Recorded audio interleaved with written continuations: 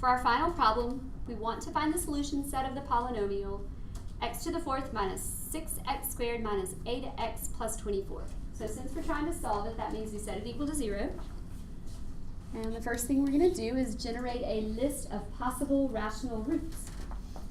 So we'll say that our possible rational roots are plus or minus everything that goes into 24 divided by everything that goes into the understood 1. So that will just end up being 1, 2, 3, 4, 6, 8, 12, 24. Did I miss any?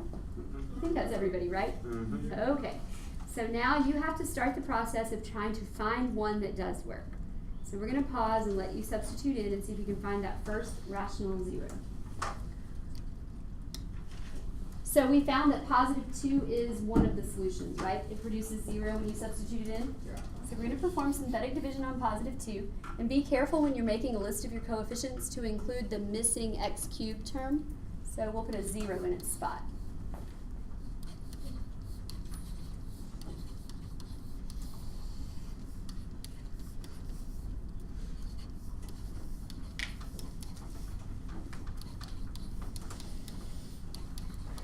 Okay, so based on the synthetic division here, it looks like that polynomial will factor into x minus 2, and then 1x cubed plus 2x squared minus 2x minus 12.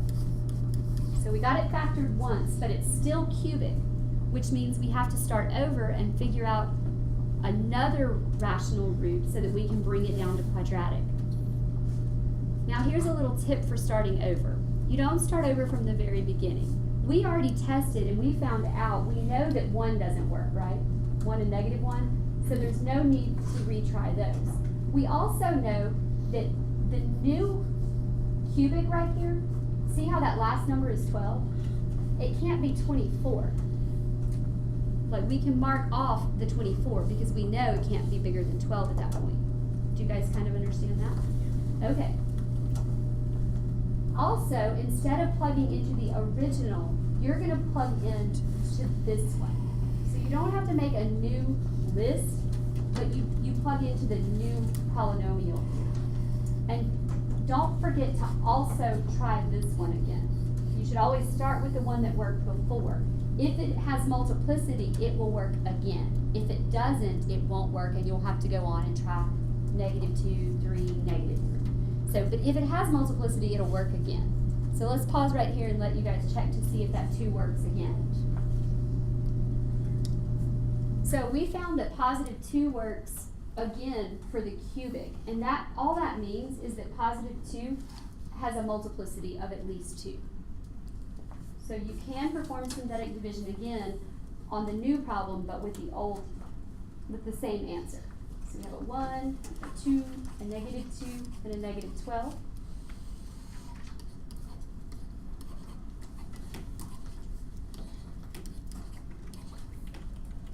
If you just don't forget, if you don't get a 0 here, you did something wrong. Like you should be getting zeros for your remainder every time.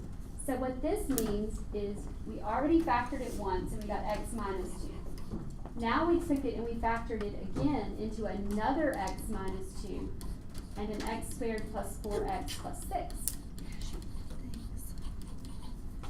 So make sure you understand where that second factor of x minus 2 came from. The first one came from this synthetic division, but because it worked again, I had to put a second factor to show the multiplicity that it has. Any questions? Okay, now that we're down to quadratic, we don't have to try any more synthetic division. We know that this answer is positive 2. It occurs twice there. But this guy won't factor, so we're going to have to do the quadratic formula to get that those 2 answers. So we have x equals opposite b plus or minus square root b squared minus 4ac. So I'm going to pause and see if I can find that discriminant. So we got a discriminant of negative 8 all over 2a, which would be just 2 times 1. And that will clean up to negative 4 plus or minus 2i squared of 2 over 2, which will simplify to negative 2 plus or minus 1i squared of 2.